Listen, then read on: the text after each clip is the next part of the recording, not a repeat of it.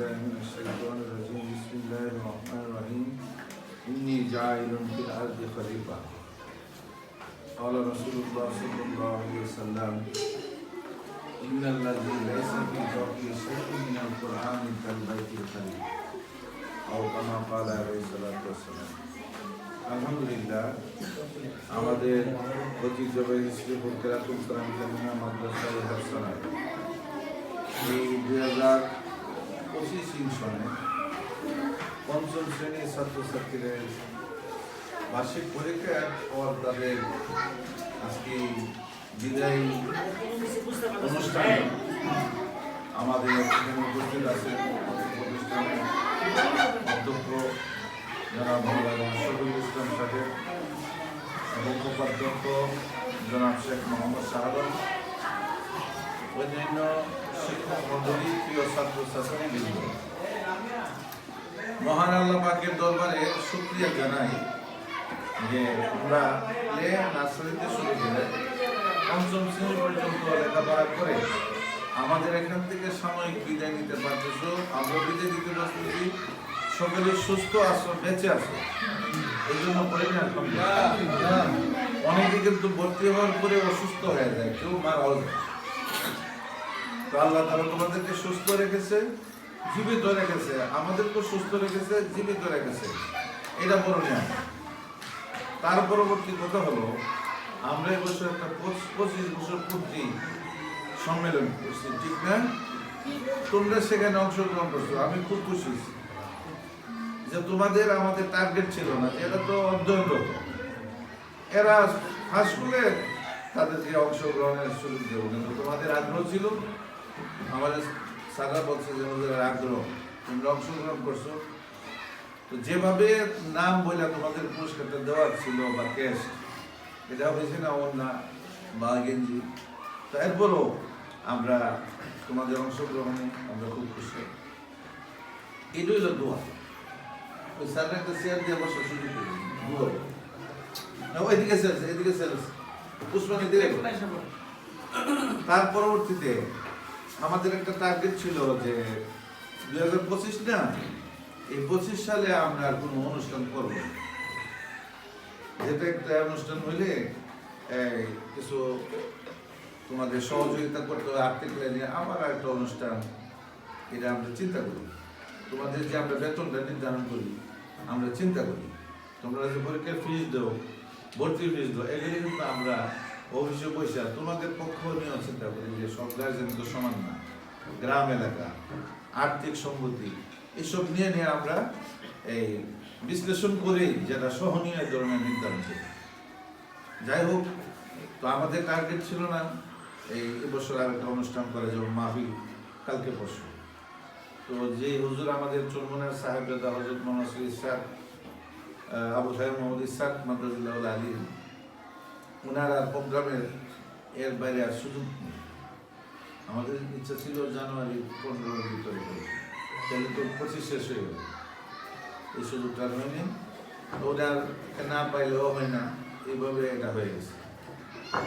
তো সেই দৃষ্টিকোণ থেকে একটা প্রোগ্রাম করলাম, আর একটা মাহফিল, আবার তোমাদের বিদায়। তো পরবর্তীতে আবার শুনলাম যে তোমরা বড় পরিবেশ হলো একটা অনুষ্ঠান দোয়া নিতে বা একটা ইন্তজাম তোমরা করতে আগ্রহী। তখন ভাবলাম যে না, এদের বেশ অনুপ্রেরণা আছে। তো সেই দৃষ্টিকোণে আজকে জমায়েত হইলাম। তো কালকে পরশু যে 2 দিন মাহফিল, এর আলোকে কিন্তু তোমাদের পরীক্ষারও শেষ করে দিচ্ছি। আজকে তোমাদের শেষ হচ্ছে, কারণ মাহফিল মধ্যে আবার মাহফিলের পরে পরীক্ষা, সব কিছু মিলে একটা স্তরে নিচে না। আমাদের ইচ্ছা ছিল ডিসেম্বরের 15 পর্যন্ত পরীক্ষা নিয়ে শেষ করতাম। তো যাই হোক, যেভাবে হয়েছে, অন্যান্য প্রতিষ্ঠান আছে যেমন আলিয়া মাদ্রাসা বা প্রাইমারি, তারাও এই সময় পরীক্ষা দিতেছে, সেই হিসাবে এটা তেমন কোনো সমস্যা হয়েছে না, মিলে গেছে। এখন আসলো আমাদের যে মাহফিল কালকে পরশু, তোমরা আসবা, তারপর তোমাদের অভিভাবককে পাঠাইবা, অংশগ্রহণ করবা, হামনাথ কেরাত এগুলো এসে তোমরা বলবা, কারণ সবসময় তো মাহফিল হয় না।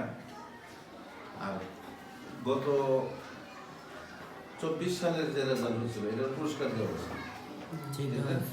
এবার তো তোমাদের আসলে 25 সাল, এটার পুরস্কারটা আমরা এই 26 সালের প্রথম দিনটা দিব, হ্যাঁ জানুয়ারি বা একটা সময় দেব। তখন আবার তোমাদেরকে স্মরণ করবো 5 সেকেন্ড তার যারা এরকম বন্ধ করো নাই, যেমন আসেনি তোমাদের মধ্যে কেউ সারা বছর বন্ধ করো নাই, আগে তো পাওয়া যেত। তারপর হইলো আরো বিভিন্ন পুরস্কার যারা আছে, যেমন অ্যাসোসিয়েশন বৃত্তি বা বিভিন্ন বৃত্তি যারা পাইবা তাদেরকে আমরা ক্যাশ পুরস্কার যা দিব ইনশাল্লাহ 26 সালে। এ প্লাস যারা পাইব এগুলি আমরা দেবো ইনশাল্লাহ। তো সেই হিসাবে আজকে তো তোমাদের এই প্রতিষ্ঠানের পরীক্ষা শেষ, তোমাদের অধ্যয়নেরও শেষ, সেই দৃষ্টিকোণ থেকে আমরা এই প্রোগ্রামটা করছি যে বিদায়। সেটা তো তোমরা শুনছো, বিদায় তো আমরা আসলে দেই না। বিদায় দেই না কেন? তোমরা আমাদের মনে কোথায় অবস্থান করেছো, তোমরা আমাদের অনেক কাছের স্নেহধন্য, তোমাদেরকে বিদায় আমরা দিতে চাই না। কিন্তু এটা লেখাপড়ার একটা পরিধি আছে, স্তর আছে, যার জন্য উচ্চশিক্ষার সুযোগ দিতে হয়, তোমাদের উজ্জ্বল ভবিষ্যতের কামনা আমরা তো করি, সেই হিসাবে তোমাদেরকে আটকেও রাখি না। তো এই বিদায়টা স্থায়ী বিদায় না, এটা হলো সাময়িক সময়ের জন্য। তোমরা এই প্রতিষ্ঠান থেকে আরো উন্নত প্রতিষ্ঠানে যাবে, তোমাদের জীবনকে গড়বে, কিন্তু আমাদের মনে কোথায় তোমাদের স্থানটা অবশ্যই আমাদের সবসময় থাকবে। মনের দিকটা আমরা বিদায় দিই না, কিন্তু বাহ্যিকভাবে তোমাদেরকে আমরা বিদায় দিতেছি, তোমরা জীবনটা গড়ার জন্য, তোমাদের জীবন উজ্জ্বল করার জন্য, ঠিক না? তো তোমরা এখানে যে শিক্ষাটা নিছো, তোমরা যে আমল আখলাক দেখাইছো, তোমরা যে রাস্তাঘাটে সালাম কালাম দেও, গ্রামের মানুষ খুব প্রশংসা করে। এবং আশেপাশে বিভিন্ন প্রতিষ্ঠানের যে হেডমাস্টার, অন্যান্য শিক্ষক, তারাও তোমাদেরকে নিয়ে আলোচনা করে যে আমাদের শ্রীপুর কোরআন কালিমিয়া মাদ্রাসার ছাত্রছাত্রী যে প্রতিষ্ঠানে ভর্তি হয়, তারপরে একটা পরীক্ষা হয়, দেখা যায় 1, 2, 3 তারা স্থান পায়।